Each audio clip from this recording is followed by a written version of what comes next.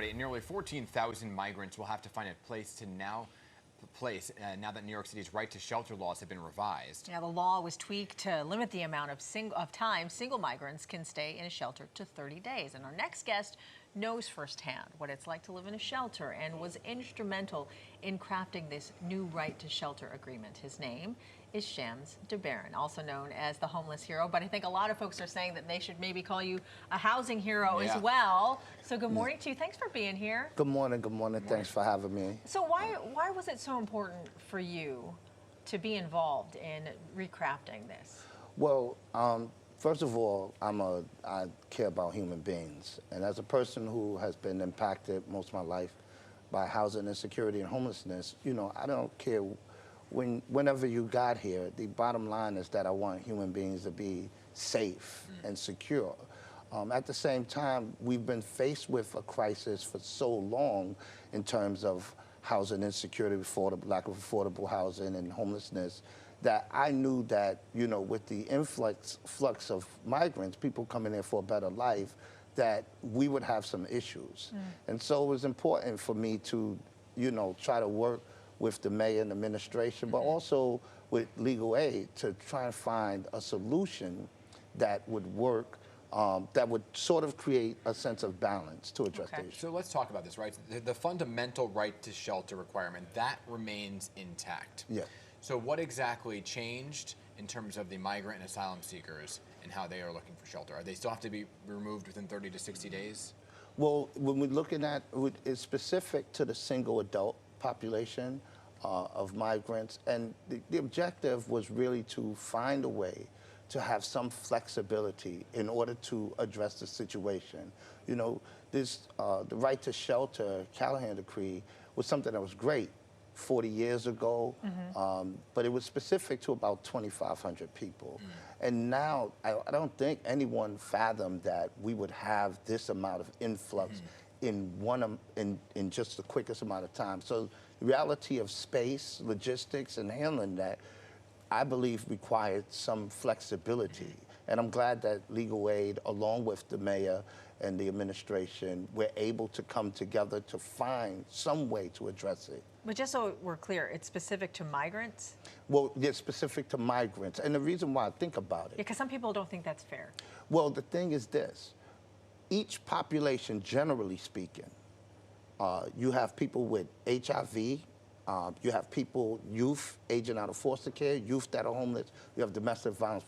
All of those different populations, there are many more, you have to meet them where they're at, and you have to address their specific needs. So it's the same thing with the migrant population. Okay. They have different needs that have to be met. So having a cookie cutter approach to it is not going to work for anyone. So just so I'm clear, the single adults have to leave the shelter within 30 days. Well, what it is, they have to leave and reapply if they continue to need shelter. So that's, So let's look at this. Since this has been in place, a huge segment of that population have moved on, have done other things. And the reality is, if we continue to, first of all, there's a space issue, there's a funding issue, and the lack of support from the federal government makes this an extremely difficult thing to handle. And I'm just glad that there is some cooperation between the city as well as, you know, legal aid and advocates to try and mitigate this under the circumstance that the federal government has not stepped up the way that they should. So are there possibilities for extensions for those folks then after the 30 days is up? Yes, and when you look at extension, it's to be done on a case-by-case basis. So, you know, they're going to review all of those cases to determine the needs and see, you know, how best to serve those particular individuals. But it does not apply to family, migrant families. Definitely not families.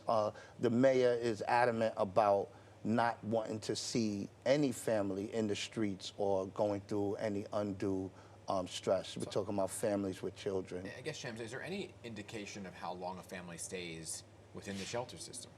Well, a migrant family. Well, right now they're working at the process between the mayor, the administration, and legal aid to be able to come up with the right process to be able to determine, you know, how to best serve those populations, well, especially under this new agreement. But the question also would be, since they're not documented, how will they be tracked then? So that's a process that the city, along with legal aid, is going to have to develop, and they're working on that.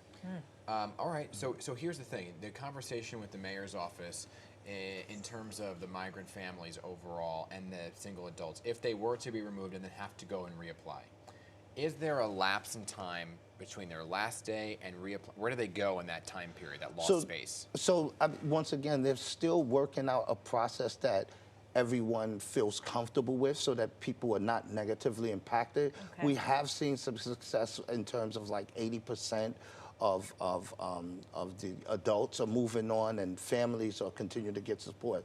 So in terms of if you're asked to reapply or you know your time is up, you can immediately go and reapply. It's not like you have to wait a certain amount of time. Okay. Yeah, and so you know, the real objective was really to find a way between both sides, and I don't like to separate it because it's a collaboration between these, you know, the administration as well as legal aid and advocates. So the real objective was to find the best solution to ensure that New Yorkers who have already been here in a shelter system that's overwhelmed are not negatively impacted and continue to get the service they need, while at the same time ensuring that people who are coming into the city are able to get services and become stable and stuff like that. That's not a that's not an easy thing to do. Definitely. So a tough task ahead. Yeah. All right, Cham, thanks so much for being with us this Thank morning. you. I appreciate you laying it it out for us.